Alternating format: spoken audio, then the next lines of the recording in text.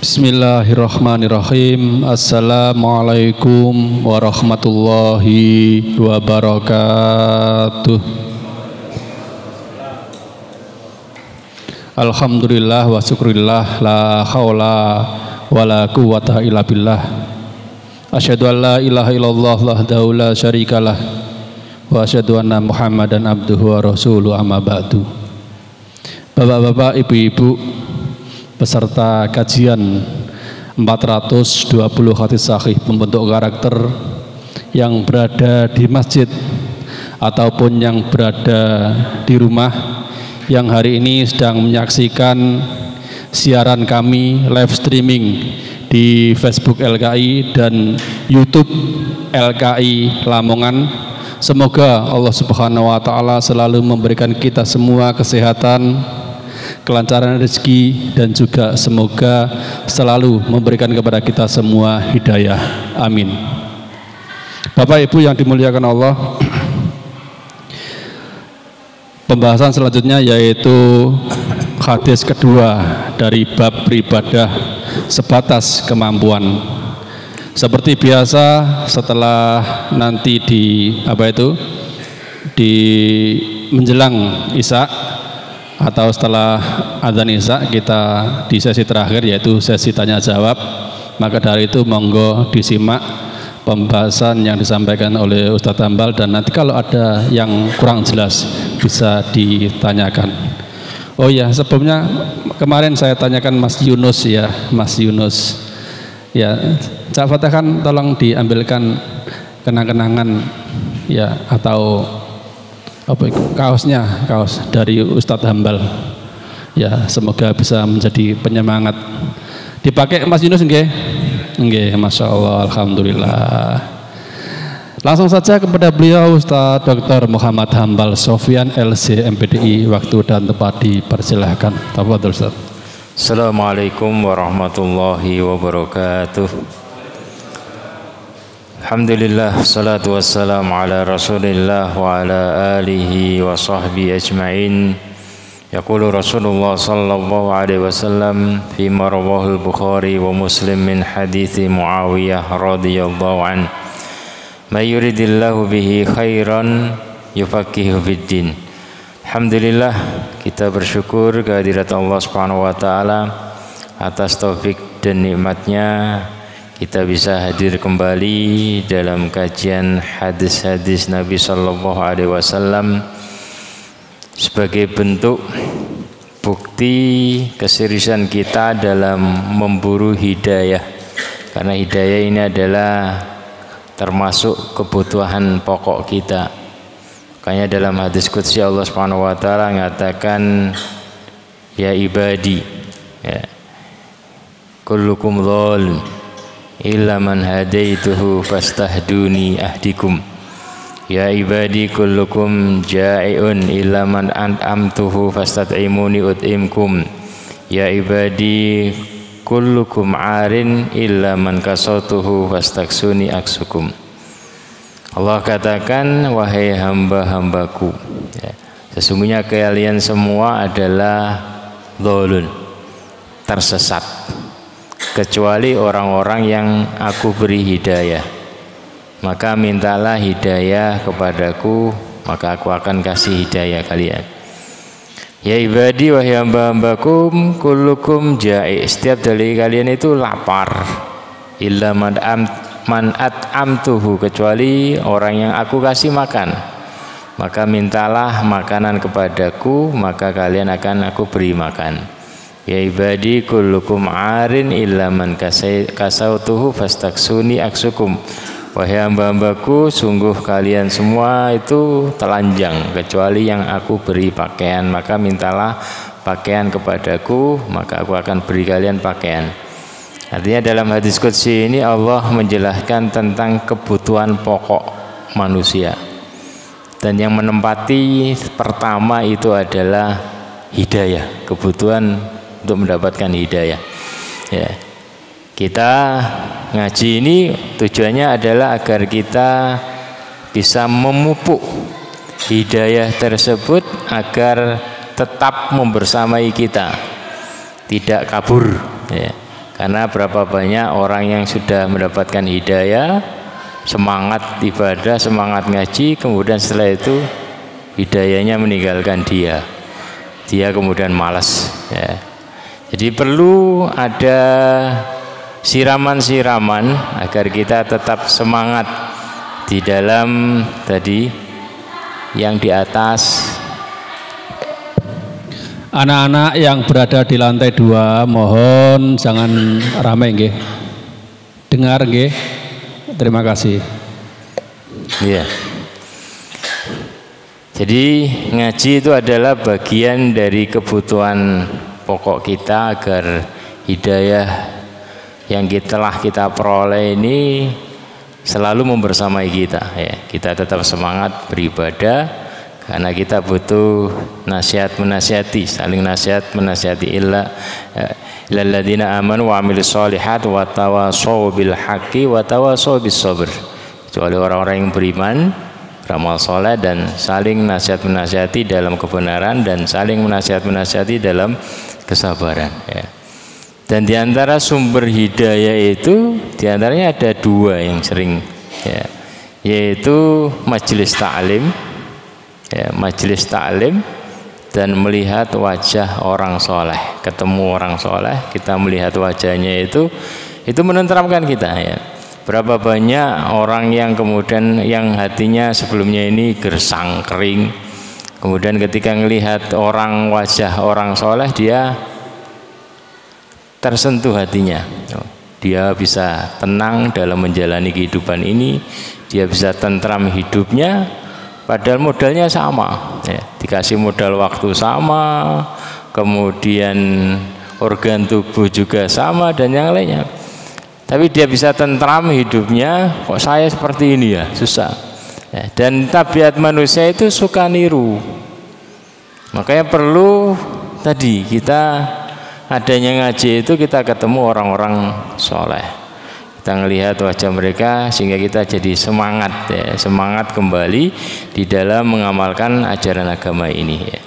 Dan dalam mengaji itu kita bisa diingatkan, ya, diingatkan agar kita tidak terjebak dalam perangkap-perangkap setan.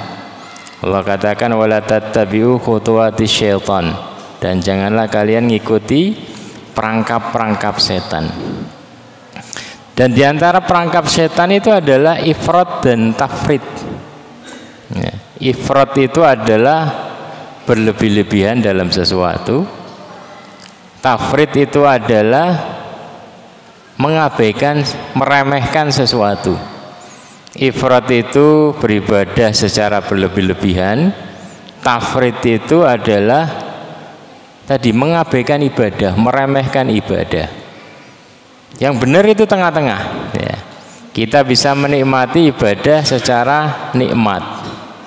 Setan itu jalan yang pertama kali ditempuh itu adalah tafrit, menjauhkan seseorang dari ibadah, agar tidak semangat ibadah, agar jauh dari ibadah. Namun ketika seseorang itu tidak terperdaya dengan perangkap setan tersebut,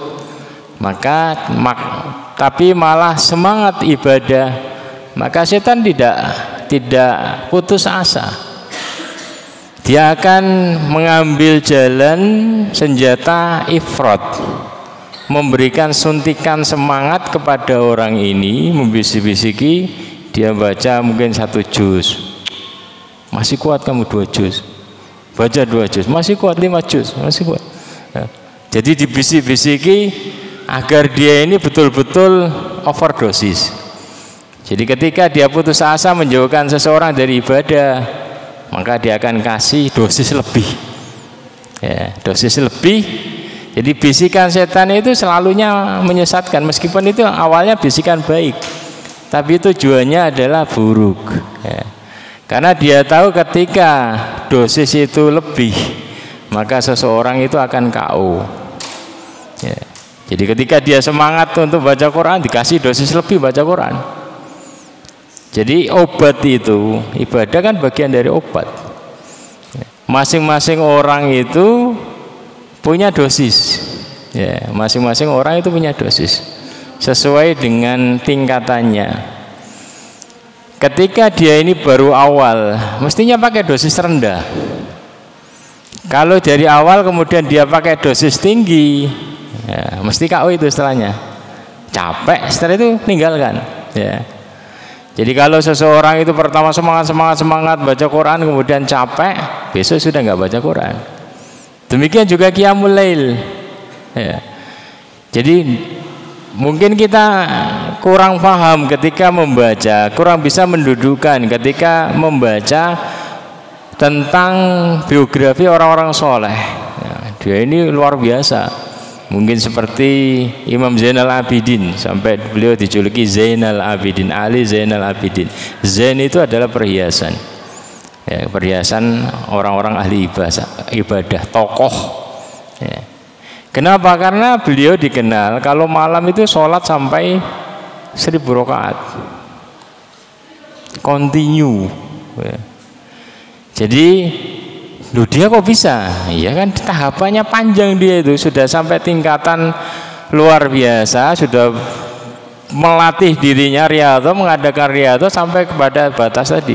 Sehingga kalau ibadah cuman sedikit, ya, 2 rakaat, 3 rakaat, 4 rakaat itu kurang nikmat.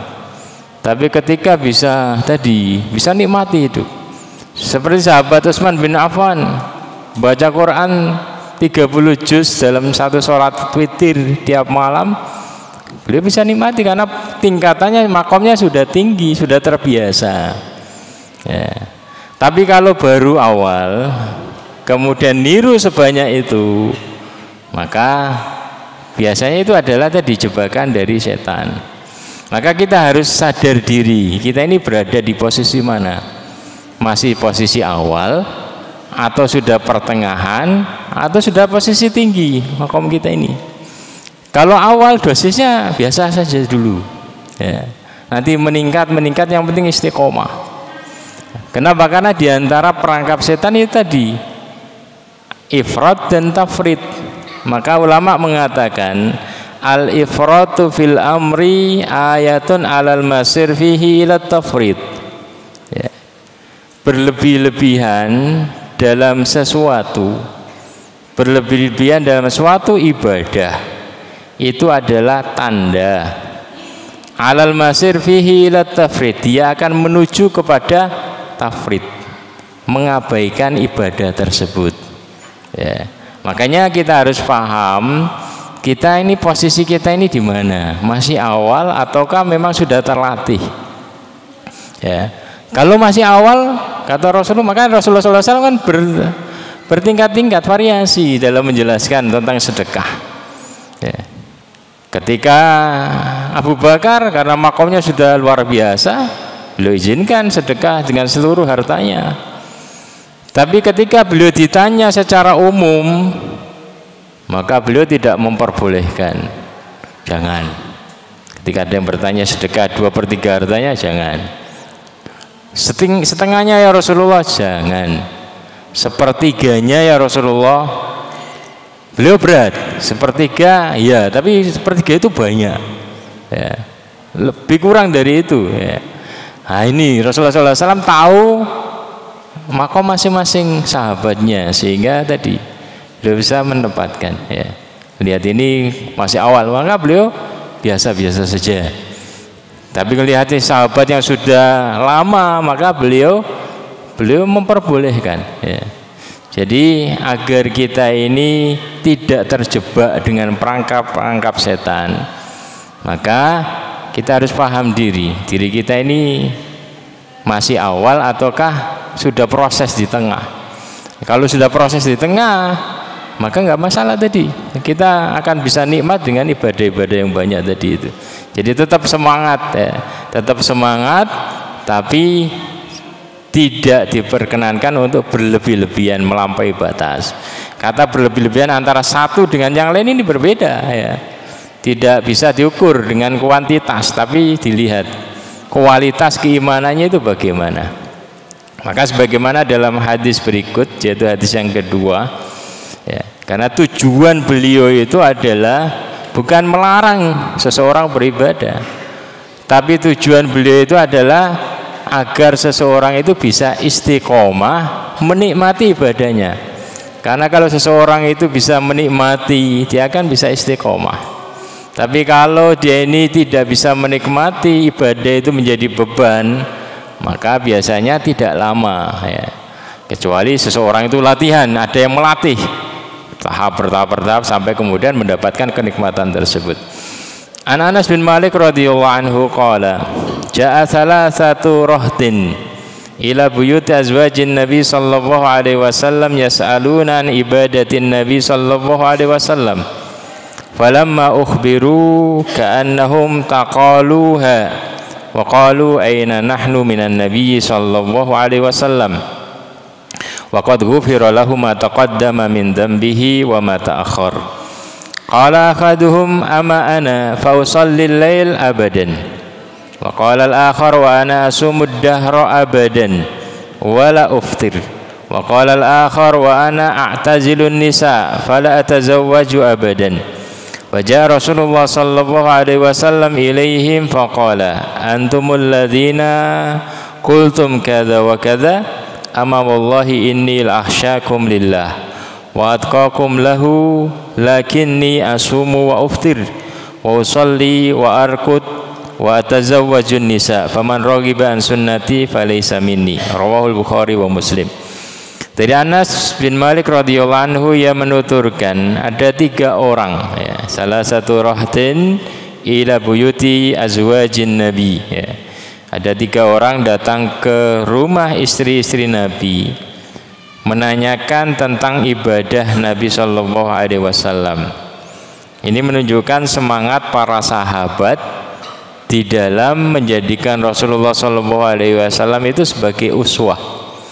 Kenapa? Karena Rasulullah SAW mengerjakan ibadah itu kadang di depan umum, sehingga semua sahabat memahaminya. Ada yang beliau kerjakan itu di rumah, artinya hanya istri-istri Nabi, orang-orang yang dekatnya yang paham itu. Dan para sahabat ini semangat dalam thalabul ilmi, semangat di dalam belajar, mencari hikmah, bertanya, karena tujuannya agar bisa meneladani Rasulullah SAW. Maka datang kepada istri Nabi SAW dan menanyakan bagaimana ibadah Rasulullah ketika di rumah. Maka para istrinya menjelaskan secara global. Rasulullah di rumah itu malamnya, karena mereka nggak tahu malamnya Rasulullah SAW. Malamnya Rasulullah itu kadang di waktu-waktu malam itu ada sebagiannya beliau pergunakan untuk tidur bareng dengan istrinya. Sebagian yang lain beliau pergunakan untuk sholat. Ya, kadang beliau witir di depan, kadang di tengah, kadang di akhir. Demikian juga siang harinya ya. Mereka menjelaskan Rasulullah itu kadang siang hari itu puasa, kadang menikmati ya, makanan ya. Maka mereka ini falamma ukhbiru, setelah dijelaskan tentang ibadah Nabi SAW, ka'annahum taqaluha, mereka nganggap itu masih ada waktu, artinya sedikit itu adalah masih ada waktu yang lain, masih ada waktu longgar untuk diisi dengan ibadah-ibadah ya. Kenapa? Karena tadi ada siang hari kadang puasa, kadang makan, malamnya juga sebagian sholat, sebagian waktu beliau ini taqaluha, berarti kayaknya masih longgar waktu untuk nambah ibadah. Beliau mengerjakan seperti itu karena beliau sudah mendapatkan jaminan ampunan dosa-dosa yang telah lalu dan yang akan datang ya. Qad ghufira lahu ma taqaddama min dzambi wa ma ta'akhkhar. Maka 3 orang ini masing-masing melihat kemampuan dirinya, mana amalan yang bisa dia banggakan ya. Yang pertama mengatakan ama ana fa usallil lail abadan, kalau saya kayaknya saya bisa tadi ya, memilih amalan sholat ini sebagai amalan andalan saya, maka saya akan sholat maksimal. Mungkin siangnya tidur, malamnya itu full sholat ya. Usolli laila abadan. Sedangkan yang lain, yang satunya lagi waqalal akhar, kalau saya lebih memilih kuatnya saya di puasa. Maka mungkin saya malamnya itu tidur, tapi siangnya ini saya akan terus puasa. Fasumaddahar, sepanjang tahun saya akan puasa. Wala uftir, dan tidak akan pernah berbuka. Yang satunya lagi waqalal akhar, kalau saya kayaknya milih di sini, yaitu menjauhi wanita. Enggak usah nikah agar bisa fokus ibadah. Wa ana a'tazilun nisa fala atazawwaj abadan. Saya tidak akan nikahi wanita dan selamanya, ya. Fajar Rasulullah sallallahu alaihi wasallam ilaihim, maka Rasulullah sallallahu alaihi wasallam datang. Dalam riwayat yang lain diberitahu oleh istri beliau bahwa tadi ada yang bertanya begini, maka beliau nyuruh manggil mereka. Setelah mereka kumpul, maka Rasulullah SAW mendatangi mereka, dan Rasulullah katakan, faqala antumul ladzina qultum kadza wa kadza. Kalian yang mengatakan begini dan begini, ya, kata istri saya seperti itu. Ini namanya klarifikasi. Jadi Rasulullah SAW tidak langsung menghukumi atau menasihati sesuai dengan kabar yang beliau terima dari istri beliau, tapi beliau klarifikasi dulu. Betul nggak kalian mengatakan begini dan begini? Maka kemudian Rasulullah nasihati, nggak marah-marahi, karena Rasulullah SAW itu sayang pada umatnya, sayang dengan para sahabat. Ya, beliau katakan, ya, ama wallahi innil ahsyakum lillahi wa atqakum lah. Demi Allah, aku ini adalah orang yang paling takut kepada Allah di antara kalian.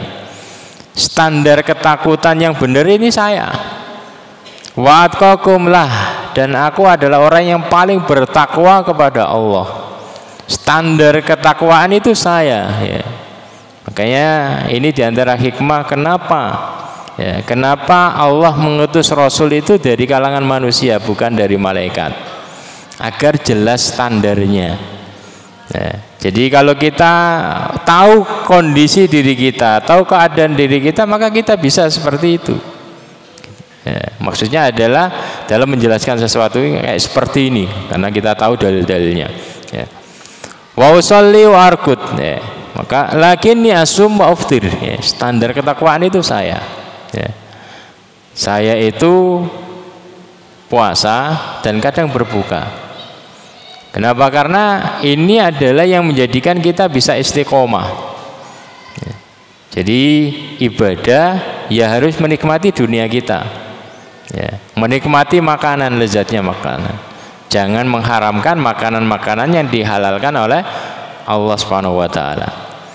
Wa usolli wa arkut, saya juga sholat. Saya ini sholat malam, tapi juga tidur. Kenapa? Karena ada hak mata, hak tubuh kita untuk diistirahatkan. Ada hak istri kita untuk ditemani tidur. Ya. Jadi Islam itu adalah agama sejalan dengan fitrah. Ya. Kalau orang itu seperti ini, maka dia bisa menikmati ibadah, menjalani hari-harinya dengan tadi nikmat. Kalau seseorang itu bisa menikmati menjalani hari-hari dengan nikmat tadi, maka dia lebih istiqomah di dalam mengerjakan ibadah itu. Wa tazawwajun nisa, dan saya menikahi wanita. Di antara kenikmatan dunia itu wanita. Ya. Maka tadi dihalalkan dan wajuilat, dan dijadikan kesenanganku, di antara kesenanganku adalah di antara minyak wangi dan juga adalah wanita.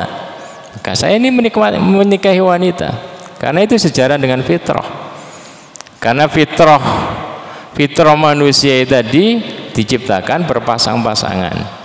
Jadi Islam itu adalah agama yang sejalan dengan fitrah. Maka di akhir beliau katakan, faman raghiba an sunnati falaysa minni. Barang siapa yang membenci jalan hidupku, membenci sunnahku, maka dia tidak termasuk dari golonganku. Ya. Lama mengatakan bahwasanya kata-kata terakhir ini, faman raghiba an sunnati, ini adalah teguran yang paling keras. Diancam Rasulullah SAW, bukan dari golonganku, dari umatku, maka ini adalah teguran sangat keras sekali. Kenapa? Karena harapan kita semua adalah nanti di akhirat itu diakui sebagai umat Rasulullah SAW.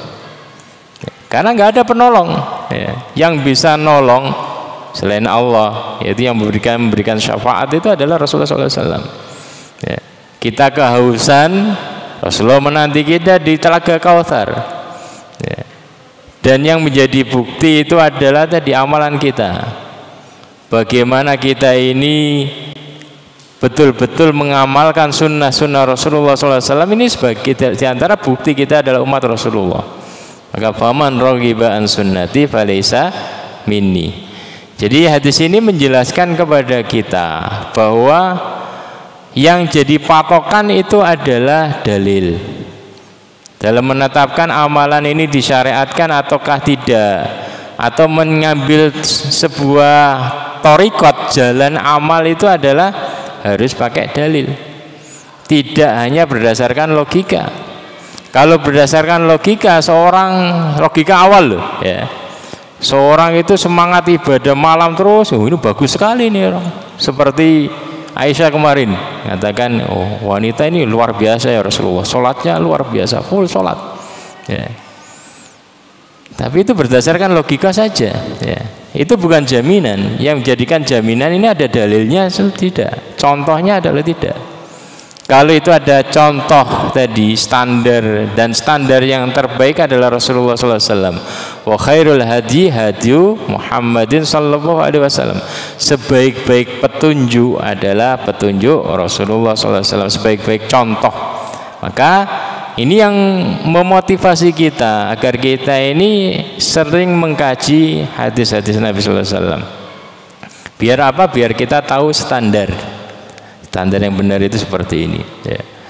Dan Rasulullah SAW biasa mencontohkan itu pertengahan, ya, biasa mencontohkan pertengahan. Jadi Rasulullah dan para sahabat, kan Rasulullah hanya 11 rakaat. Ya. Tapi dalam asar-asar yang lain, ya, itu para sahabat tadi itu sholatnya banyak. Rasulullah 11 itu kan karena panjang-panjang sehingga waktunya hanya cukup itu. Sehingga kemudian ada Umar dan yang lainnya, sampai tadi Ali Zainal Abidin itu sampai beliau sholatnya 1000 rakaat malam itu karena mengisi waktu malam. Cuman karena tingkatannya sudah tadi itu, makomnya sudah tinggi, sudah melatih diri sehingga bisa nikmati. Ya, bisa menikmati hidupnya. Jangan melihat itu berlebih-lebihan, enggak, karena sesuai dengan kadar dia, ya, kadar dia bisa menikmati sampai terakhir. Ya. Mana waktu untuk istrinya adalah, ya. Jadi kita tadi sebagaimana tadi yang dijelaskan di awal, kita harus paham kondisi diri kita. Kita bisa menikmati yang mana ini. Artinya beribadah secara nikmat itu yang bisa istiqomah. Kalau beribadah menjadi beban itu biasanya nggak lama. Makanya kita ini kuatnya seberapa. Yang penting kan istiqomah tiap hari. Kita sholat tiap malam, kita sholat lail. Saya kuatnya 2 tahajud, 1 witir, nggak ada masalah. Yang penting istiqomah. Cuman istiqomah itu nggak pernah naik, itu yang keliru. Ya, mungkin dalam waktu berapa itu bagus. Tapi kemudian kalau tidak naik-naik menjadi nambah lagi, ya itu keliru. Ya, dinaikkan. Ya. Ya, jadi ada proses, kemudian ada tadi progres, semakin baik itu perlu. Ya, sehingga kita bisa meniru jejak para salafus saleh tadi. Jadi ada beberapa pelajaran yang bisa kita peroleh dari hadis ini. Yang pertama adalah larangan bersikap ghulu, berlebih-lebihan hingga di luar batas normal. Ya.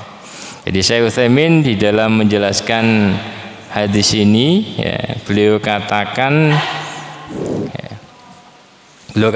fal muhim anna hadhil ibadah allati aradaha haula radhiyallahu anhum kanat syaqah wa hiya khilafus sunnah.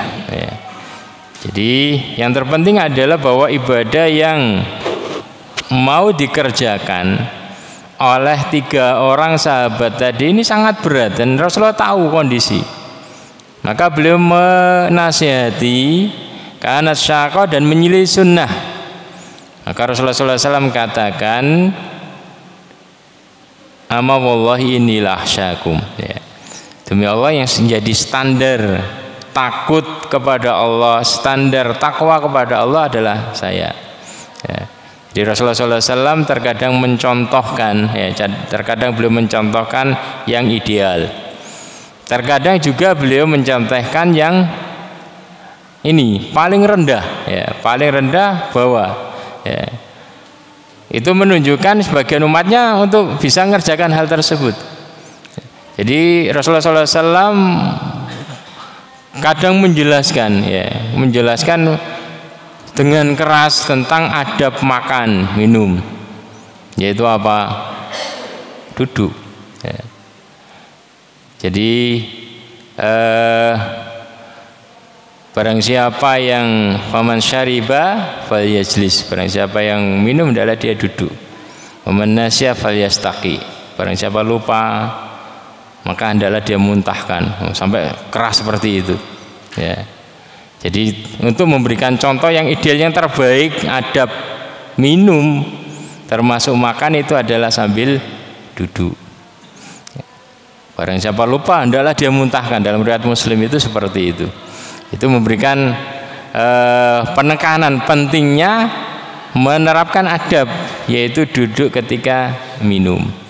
Tapi dalam riwayat yang lain menjelaskan Rasulullah SAW itu pernah minum air zam-zam itu sambil berdiri, ya. Pernah minum sambil air zam-zam sambil berdiri. Nah, itu para ulama dalam menjelaskan ini bermacam-macam. Ada yang mengatakan itu menunjukkan boleh, tapi afdolnya adalah sambil duduk, untuk menunjukkan kejelasan hukum. Kemudian yang kedua, ada yang mengatakan beliau berdiri itu karena kondisinya itu tidak memungkinkan untuk duduk.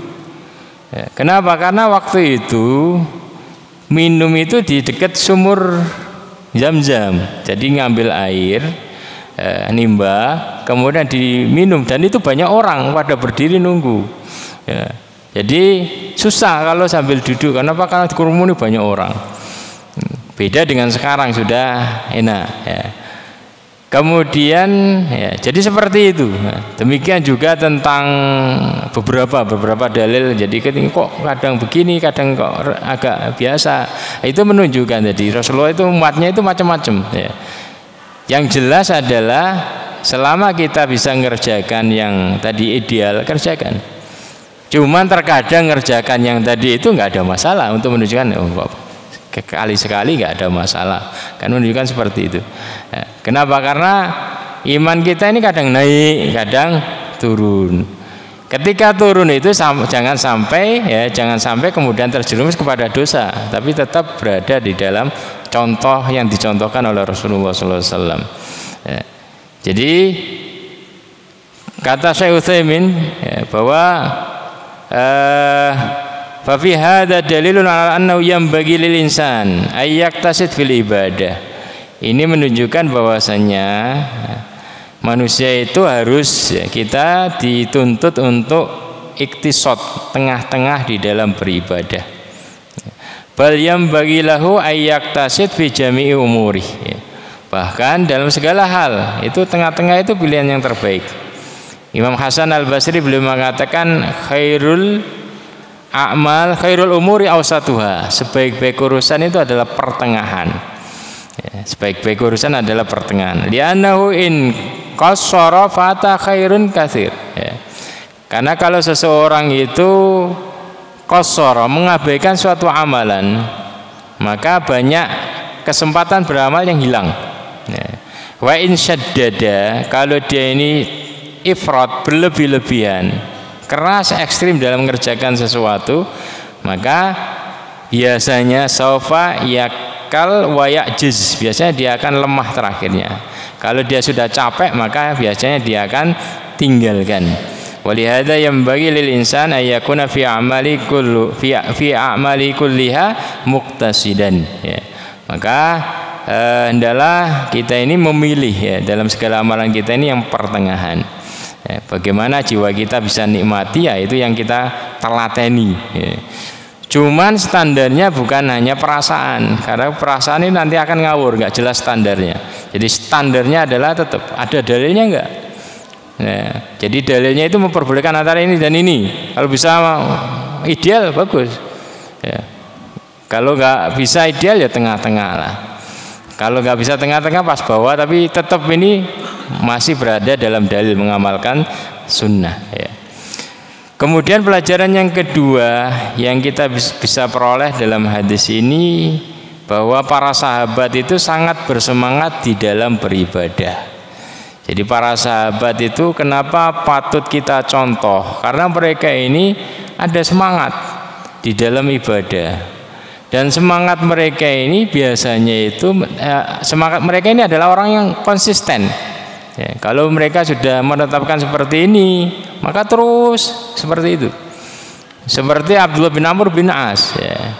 Ketika tadi diantara yang mengatakan saya akan puasa tiap hari ya, sepanjang tahun, maka ditegur Rasulullah, jangan. Ya. Puasalah setiap bulan 3 hari. Ya. Kata dia, ini atiku afdal min dzalik, saya mampu lebih dari itu. Kemudian Rasulullah naikkan lagi, ya. Kamu puasa Senin Kamis, ya. Setiap pekan itu 2 berarti 8 hari, 8 kali selama sebulan. Ini atiku afdal min dzalik. Kata Abdullah bin Amr bin As, saya mampu mengerjakan lebih dari itu, ya. Kemudian Rasulullah katakan, puasalah puasa Nabi Dawud, sehari puasa sehari berbuka. Artinya sebulan itu 15 hari. Artinya Rasulullah bertingkat, mengajarkan ini bertingkat. Maka Abdullah bin Amr bin As menjelaskan, mengatakan, ini atiku afdal min dzalik, saya mampu lebih dari itu ya Rasulullah, saya terbiasa puasa, ya. Tiap hari saya mampu. Kata Rasulullah, afdal min dzalik, enggak ada yang lebih afdal dari itu sudah terbaik, ya. Karena Islam adalah agama yang sejalan dengan fitrah. Kata Abdullah bin Amr bin As, untungnya Rasulullah SAW itu memberhentikan saya di puasa Daud. Kenapa? Karena setelah saya tua, ya, setelah saya tua ini sangat berat ini puasa sehari, puasa ini sangat berat. Artinya istiqomah sejak bertanya sampai tua renta, beliau istiqomah mengerjakan. Itulah para sahabat. Ya. Jadi ketika demikian juga. Ketika Rasulullah SAW dalam riwayat Anas bin Malik radhiyallahu anhu qala dakhala Nabi sallallahu alaihi wasallam al-masjid fa idza hablun mamdudun baina sariyatain. Jadi ketika Rasulullah SAW masuk masjid malam hari itu, beliau dapati kok ada tali, ya, diikat antara satu tiang ke tiang yang lain. Fa qala ma hadzal habl, ini tali apa ini kok di sini di masjid kok ada talinya? Kalau para sahabat menjawab, hadza hablun li Zainab. Ini adalah talinya Zainab ya Rasulullah. Ya.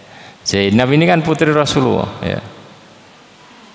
Fa idza fatarat ta'allaqat bih.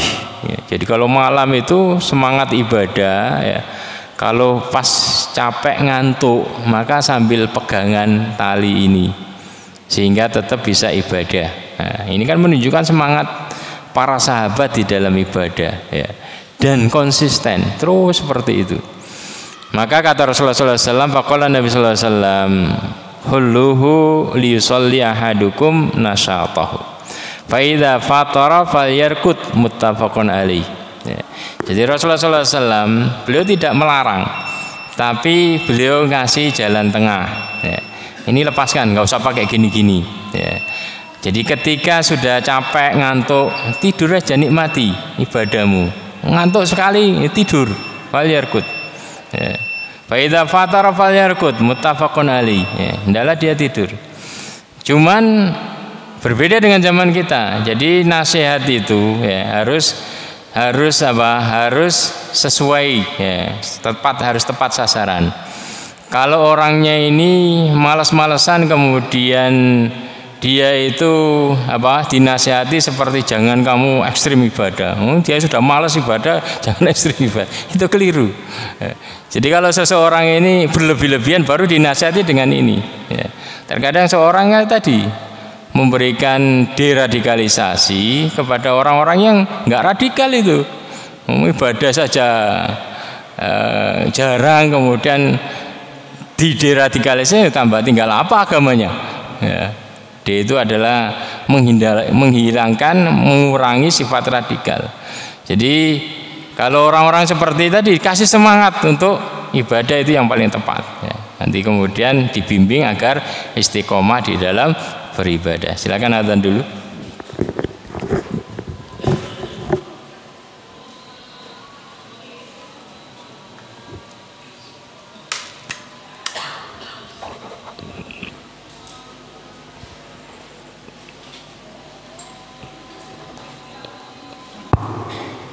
Bismillah. Allahu Akbar,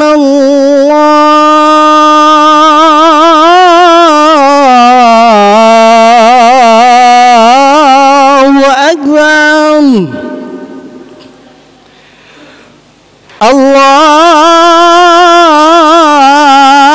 Allahu Akbar, Allahu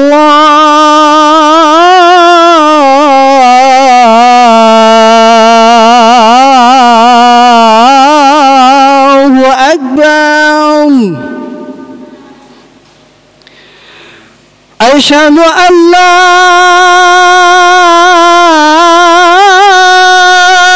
ilaha illallah.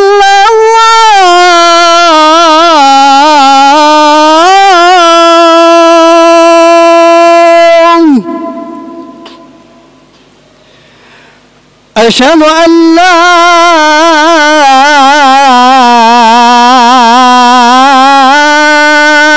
ilaha illallah.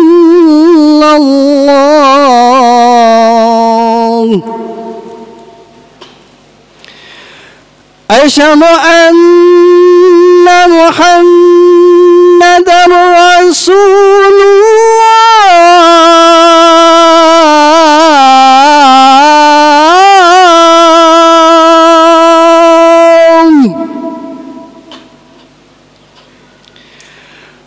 Asyhadu anna Muhammadar Rasulullah.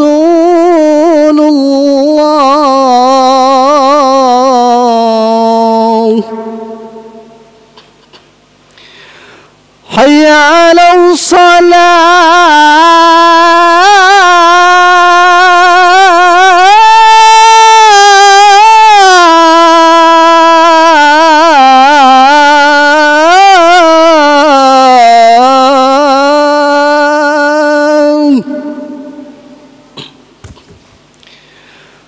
Hayya 'alas salah.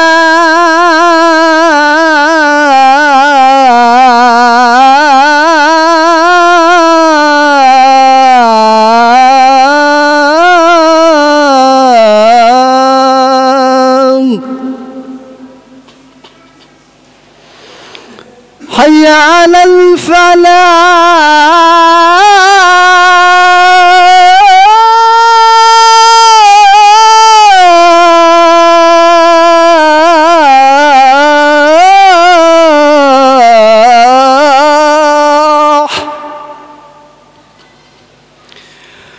Hayya 'alal falah.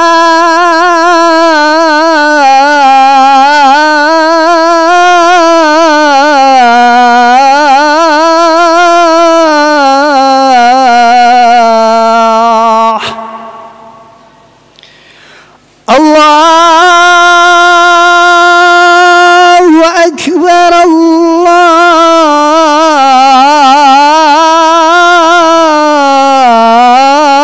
Allahu Akbar. La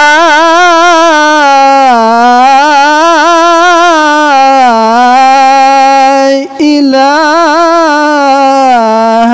illallah.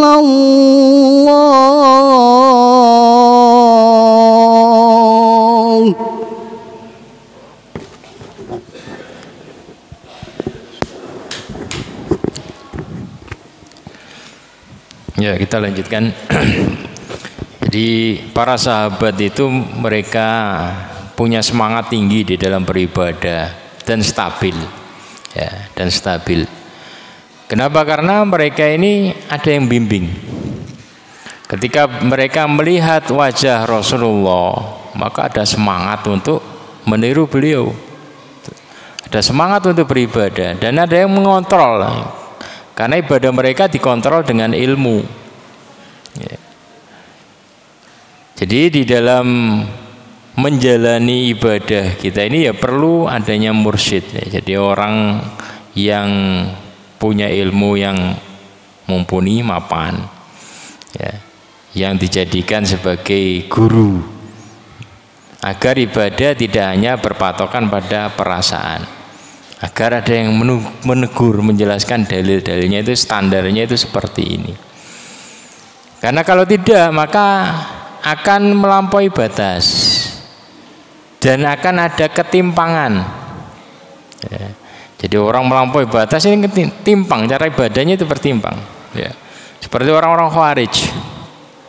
Ya. Makanya Rasulullah SAW dalam riwayat Bukhari Muslim itu dari Abi Sa'id Al-Khudri radhiyallahu anhu qala sami'tu Rasulullah SAW yaqul yakhruju fikum qaumun, ya, nanti akan ada, ya, petinggal Rasulullah SAW itu nanti akan keluar dari, mungkin dari kalian nanti ini ada orang-orang, sekelompok orang itu, ya, yang tahkiruna sholatakum ma sholatihim, ya, mereka itu menghina sholat kalian karena tidak sebanding dengan sholat mereka. Mereka luar biasa sholatnya, tapi tidak dibimbing dengan ilmu. Demikian juga wasiyamakum ma'asiyamihim. Ya, mereka ini, puasa kalian ini dihina oleh mereka karena puasa mereka ini luar biasa, sangat ini semangat di dalam puasa, tapi tidak dibimbing oleh ilmu. Wa amalakum ma'amalihim, demikian juga amalan-amalan kalian yang lain, ya, dihina oleh amalan mereka karena mereka luar biasa, tapi tidak dibimbing oleh wahyu, hanya perasaan semangat saja. Yaqra'un al-Qur'an, mereka membaca Al-Qur'an akan tapi wala yujawizu hanajirahum, bacaan Al-Qur'an mereka tidak sampai kerongkongan, tidak sampai ke hati, ya. Jadi ada ketimpangan mereka orang-orang Khawarij. Jadi semangat sholatnya tapi kemudian menghalalkan darah kelompoknya Ali bin Abi Thalib, ya. Jadi ada kisah itu, ini termasuk pendukung Ali, ya, langsung dibunuh. Wanita, seorang laki-laki dan istrinya yang hamil dibunuh. Tapi kemudian ketika ada orang kafir lewat, aman. Kenapa? Ya, karena mengambil apa gitu, kita harus mengambil harta ini, mau ngambil harta, kita nggak ngambil kecuali dengan harga. Ya. Kenapa? Karena ngambil harta orang ini namanya ngambil harta yang haram kan gitu, kan ketimpangan, ya. Dalam masalah darah itu nggak diperhatikan ilmunya, dalam masalah mungkin sholat tinggi, ya. Dan sering kita jumpai seperti itu, ya. Mungkin jenggotnya luar biasa kalah jenggotnya Ustadz Budi ini mungkin, ya. Tapi nikah nggak pakai wali, asal nikah, ya. Kan kadang seperti itu karena apa? Tidak dibimbing oleh wahyu. Jadi pentingnya ini standar keilmuan, ini standar ketakwaan itu adalah harus merujuk kepada dalil. Rasulullah bagaimana? Dan harus imbang, ya, antara tauhid, ibadah, akhlak ini harus diseimbangkan. Semua harus mendapatkan perhatian. Bukan hanya tauhid saja, bukan hanya fikih saja, bukan hanya akhlak saja, tapi semuanya nih. Makanya ibadah yang benar adalah yang sesuai dengan yang dicontohkan oleh Rasulullah SAW. Dan Islam itu adalah agama wasaton, agama pertengahan, agama yang sesuai dengan fitrah. Ya, jadi kalau ada dalilnya dan dibimbing dengan ilmu, maka tampak indah mengamalkan Islam itu. Tapi kalau hanya dibimbing oleh semangat, nanti akan ada ketimpangan. Dari masalah ini, Masya Allah luar biasa. Tapi kemudian kok istrinya gak nutup aurat biasa saja. Karena tadi hanya tadi ya, letupan semangat. Maka penting kita mengkaji dalil, mengkaji hadis-hadis Nabi Sallallahu Alaihi Wasallam sebagai dasar pijakan kita di dalam beribadah. Karena yang di atas sudah rame, kita cukupkan. Assalamualaikum warahmatullahi wabarakatuh.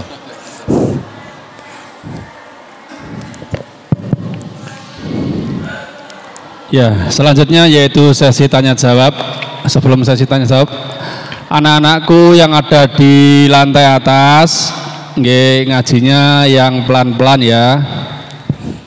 Anak-anakku yang di lantai atas, kalau di bawah ada kajian, mohon ngajinya agak dipelankan. Terima kasih.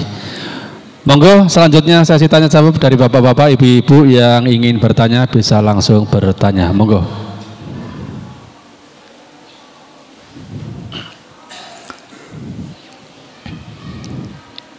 Halo. Ya, begini Ustaz. Karena belum ada yang tanya.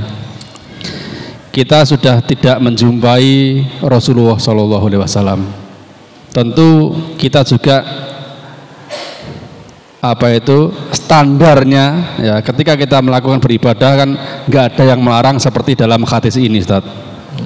Ya, sebelumnya saya doakan semoga ikhwan kita yang setiap kali kajian memberikan ya kurma, kami ucapkan jazakumullah khairan. Mudah-mudahan Allah Subhanahu wa taala membalas yang lebih banyak, yang lebih berkah juga. Ya, karena terus terang dari LKI tidak bisa membalas apa-apa. Dan ini saya jadikan contoh, Ustaz. Ini bagi saya pribadi, ini melebihi standar nasional, Ustaz. Enggak, standar maksudnya standar daripada orang-orang yang lain, Ustaz. Dan apakah boleh, Ustaz, saya kalau ketemu nanti sama ikhwannya, saya ucapkan, somben ojo ngasih kurma dulu, sama niki melebihi standar, Ustaz. Artinya saya seperti mencontohkan seperti hadis ini, Ustaz. Ada ketika tadi yang berpuasa terus beribadah dengan semangat, boleh nggak saya menegur ini, ataukah harus oh ya nggak apa-apa, ini memang sudah standarnya gitu. Monggo, Ustaz. Jadi ukuran berlebih-lebihan antara satu yang lainnya kan berbeda-beda. Dia bisa istiqomah kalau tanda menunjukkan dia bisa menikmati ibadah, atau tanda qabul diterimanya sebuah ibadah itu adalah keberlanjutan ya, terus bisa istiqomah lanjut. Nah, itu berarti tanda Allah nerima itu ya. Kalau hanya sebentar kemudian hilang jejaknya, nah itu tanda yang lain. Kita husnudzon saja. Mungkin setelahnya kemudian dialihkan kepada yang lainnya atau apa, ya kan gitu, kita husnudzon. Ya. Jadi dan Rasulullah SAW katakan ketika ditanya tentang sedekah apa yang paling afdol, beliau katakan adalah khairus sadaqah makana an dhuhri ghina. Sebaik-baik sedekah itu adalah yang sesuai dengan batas kemampuan. Artinya kita ini kebutuhan pokoknya sudah tercukupi. Nah, setelah itu sedekah itu yang paling afdol. Ya. Ini menunjukkan, jadi hadis ini menjelaskan kepada kita agar seseorang itu tadi pertama memikirkan kebutuhan pokoknya. Setelah itu tercukupi, maka ngimbas kepada yang lain. Itu yang bagus. Jangan kebutuhan pokoknya sudah tercukupi, sudah nggak ada yang terciprati kepada yang lain. Nah, itu kurang bagus.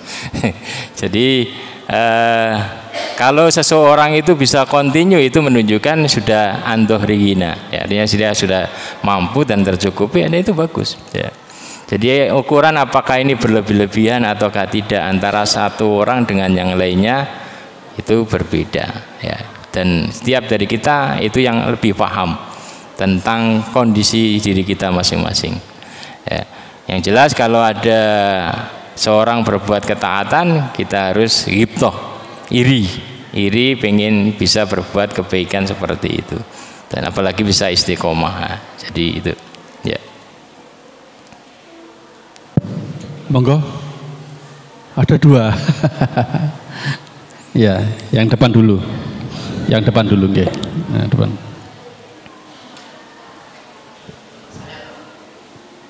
Sampean enggak angkat tangan kok. Ya enggak apa-apa Mas Agus.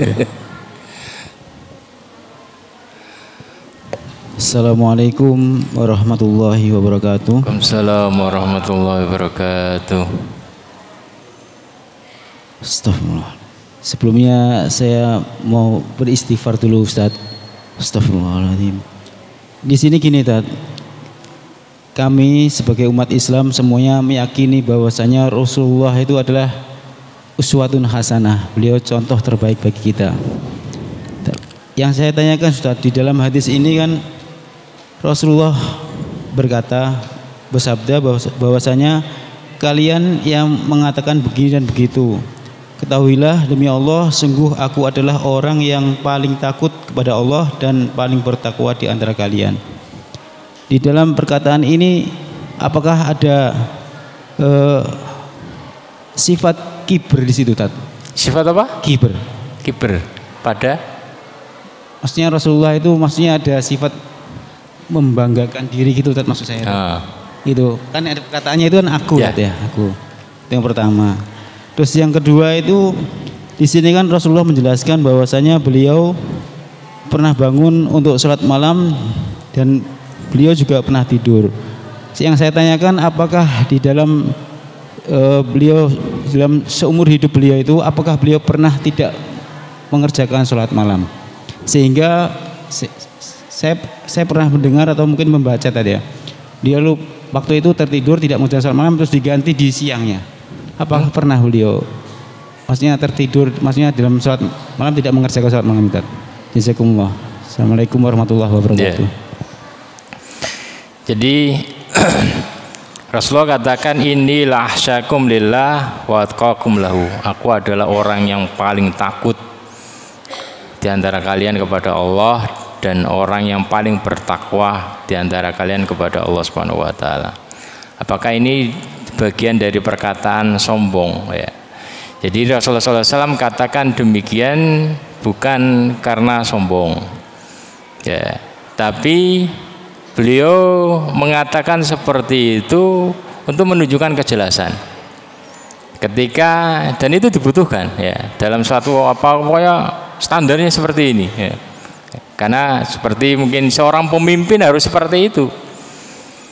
Ketika ngatur itu kalau dia membebaskan kepada semua anggotanya tanpa SOP ya, standar operasional pelaksanaan sesuatu tugas, maka kacau ya, maka akan rusak ya. Makanya ketika beliau melihat para sahabat ini kok mulai ngada-ngada, mulai pengen, Rasulullah kan seperti itu karena beliau beralasan karena beliau ini sudah diampuni dosa-dosanya, kita kan belum, maka kita harus lebih lagi.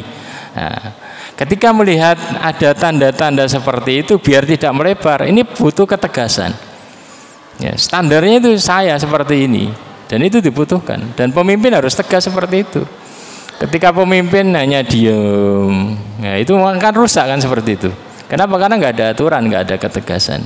Jadi itu bukan bagian dari kesombongan, tapi dibutuhkan ketegasan, penjelasan bahwa cara ibadah, standar ibadah untuk dikatakan takut kepada Allah itu bukan banyak-banyakan ya, bukan banyak-banyakan cuma sekali dua kali, akan tapi yang istiqomah dan standar pertengahan. Karena beliau pengen menjaga agama Islam ini. Karena Islam itu adalah agama yang sejalan dengan fitrah. Beliau ingin menjelaskan cara pengamalannya itu karena manusia ini punya banyak tadi tuntutan. Ada hak istri, hak badan, hak ini. Dan Islam ini agama yang tadi pertengahan. Ya. Sehingga bukan hanya ngurusi ibadah kemudian tidak pernah ngurusi istri. Nah, ini keliru. Karena bukan bagian dari fitrah. Hanya ngurusi ibadah tidak mempedulikan kesehatan badan, ini juga keliru karena dia tidak akan bisa istiqomah, karena kalau sakit nggak akan istiqomah ya. Jadi itu Rasulullah sampai bengkak-bengkak, beliau tahu standar beliau ya. Apakah beliau kemudian ada riwayat beliau tidak sholat ya. Kalau beliau berada di rumah, maka standarnya seperti itu, beliau sholat seperti itu. Kalau bengkak, besok nggak sembuh-sembuh, itu kan logika orang loh. Seharusnya ada pertanyaan. Kalau Rasulullah bengkak, hari ini bengkak, berarti tiap hari kalau tiap malam sholat berarti kapan sembuhnya? Nah, itu kan hanya logika saja. Beliau bisa menikmati kondisi seperti itu. Ya. Ya. Jadi beliau bisa menikmati ibadah cara seperti itu sampai bengkak, tapi itu bentuk syukur, ya, tentram. Kecuali ketika beliau sedang safar, bepergian, ya. Beliau tinggalkan sholat tadi, sholat rawatib, kecuali sholat fajar, sunnah fajar, dan juga sholat witir beliau tetap mengerjakan, ya. Ketika artinya beliau contohkan seperti itu agar tadi enak kita sebagai umatnya. Kalau itu yang sunnah itu jadi paten terus, namanya kan sunnah kadang ini, tapi bagi Rasulullah itu sebagai sebuah kewajiban beliau mengerjakan sholat malam itu, karena beliau menganggap ini sebagai sumber kemuliaan. Kalau umatnya ini adalah standarnya masih sunnah, boleh mengerjakan. Artinya kita tahu, ya, ketika kita sedang safar atau sedang apa gitu sibuk, kita tinggalkan nggak ada masalah. Ya, makanya sebagian sahabat kan tadi ada yang nggak sholat ba'diyah di masjid, atau Abu Bakar dan yang lainnya kadang seperti itu sunnah. Artinya kalau orang kafir itu melihat orang Islam kalau standarnya seperti itu kan enak. Oh, ada yang wajib yang harus dikerjakan, ada yang sunnah diusahakan dikerjakan, kadang-kadang ditinggalkan nggak ada masalah, kan enak, ya. Jadi ibadah Rasulullah seperti itu enak, ya. Itu beliau mencontohkan kepada kita yang praktis. Cuman terkadang Rasulullah SAW mengisi perjalanannya itu dengan sholat terus, ya. Perjalanan berapa jam itu naik onta, naik kuda itu beliau sambil sholat, ya. Jadi kita terkadang bacanya tidak jangkep, bacanya hadis Rasulullah meninggalkan sholat rawatib ketika safar, meninggalkan sholat sunnah, ya. Sehingga kita nggak pernah ngerjakan itu waktu safar, ya mengistirahatkan diri dari ibadah dan gitu. Tapi dalam hadis yang lain Rasulullah SAW ketika safar itu, ketika mau ini, beliau ngisi waktunya dengan sholat. Jadi perjalanan ke sana ya sambil sholat, ya. Jadi diperbolehkan sholat sunnah sambil duduk sesuai dengan arah kendaraan, itu nggak ada masalah. Nah, itu yang kita tidak baca. Kita bacanya adalah karena kita ini adalah sukanya yang leha-leha, ya. Rasulullah meninggalkan sholat sunnah ketika safar, udah kita nggak akan sholat ini. Jadi kita baca itu yang jangkep kadang begini, sehingga dalam kondisi longgar kita isi dengan ibadah. Kondisi penuh tadi, ya kita ada kelonggaran dalam Islam, ada rukhsah, ya. Jadi Rasulullah SAW kadang tadi marah-marah kepada orang-orang yang para sahabat yang disuruh buka ketika safar tapi tetap puasa. Beliau katakan ulaika rukhsah, nggak taat perintah ini. Laisa minal bir asyam bis safar, bukan sebuah kebaikan puasa ketika safar.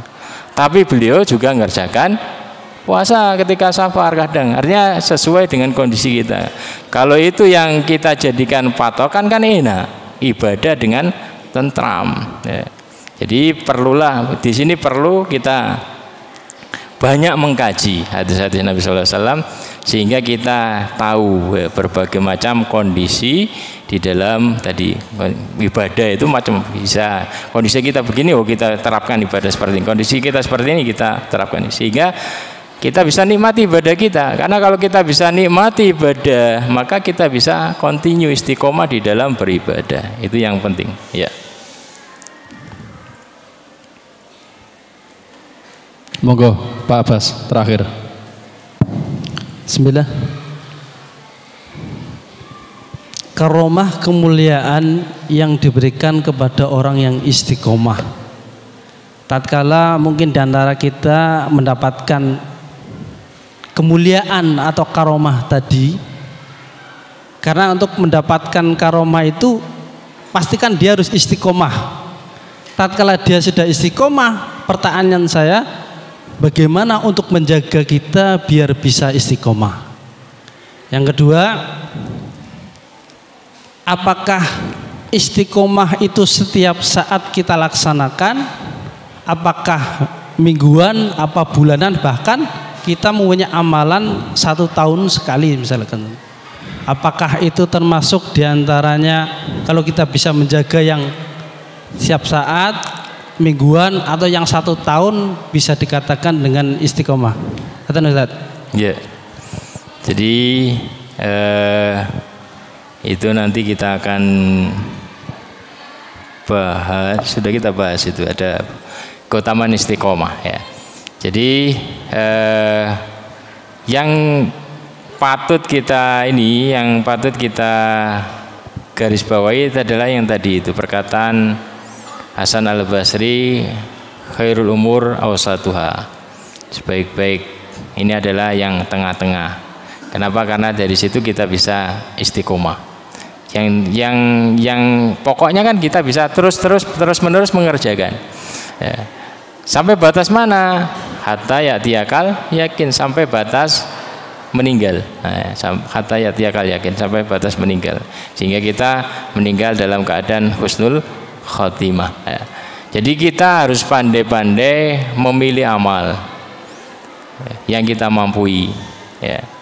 Harian, mingguan, bulanan, ya tadi itu harus disempat-sempatkan, karena setan itu pandai menyelip-nyelipkan ya. Setan itu pandai mengalihkan perhatian. Maka kita perlu tadi ya, sebagai kantornya itu kita harus menyempat-nyempatkan. Pilih amalan harian yang ringan yang selalu bisa kita kerjakan. Dan ketika kalau kita istiqomah kemudian kita terhalang, Allah tadi tetap menuliskan pahala bagi kita ya, seperti pahala puasa dan yang lainnya, sholat jamaah dan yang lainnya.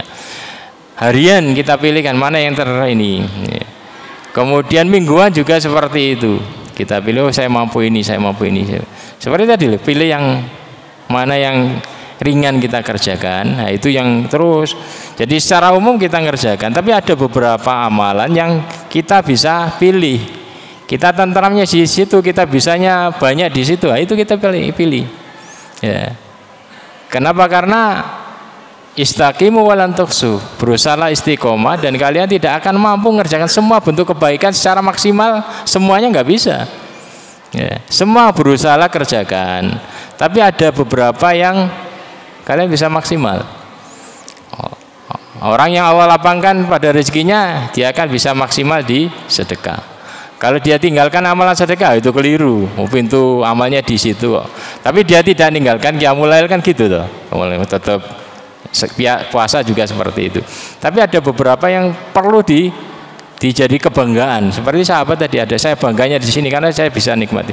Ada orang yang tadi mungkin Allah buka pintu harta, tapi dia nggak kuat puasa itu, nggak kuat puasa. Ya puasa yang inti-inti tadi. Ya. Jadi kita pandai-pandai melihat celah atau kesempatan pada diri kita. Kita mampunya di mana? Kita bisa nikmati itu, ya itu. Berusaha menikmati ibadah yang kita kerjakan, maka insya Allah dari situ kita bisa akan istiqomah. Dan kita harus sadar kondisi kita masing-masing, dan kita harus tadi perhatian. Terkadang setan tadi membisikkan, ketika seseorang itu tidak mampu dipalingkan dari ibadah, maka setan ini akan memberi dosis lebih, kasih dosis lebih. Kalau sudah kasih dosis lebih, nggak tahan lama dia. Makanya tadi tengah-tengah yang penting terus continue sampai terakhir. Nah itu semoga bermanfaat. Ya, demikian tadi yang disampaikan oleh Ustaz Hambal. Sekali lagi mudah-mudahan kita semua bisa istiqomah dan selalu mendapatkan hidayah dari Allah Subhanahu wa taala. Dari saya mohon maaf kalau ada kesalahan. Kita tutup dengan bacaan hamdalah dan doa kafaratul majlis. Alhamdulillahirabbil alamin, subhanaka Allahumma wa bihamdika asyhadu an la ilaha illa anta astaghfiruka wa atubu ilaik. Wassalamualaikum warahmatullahi wabarakatuh.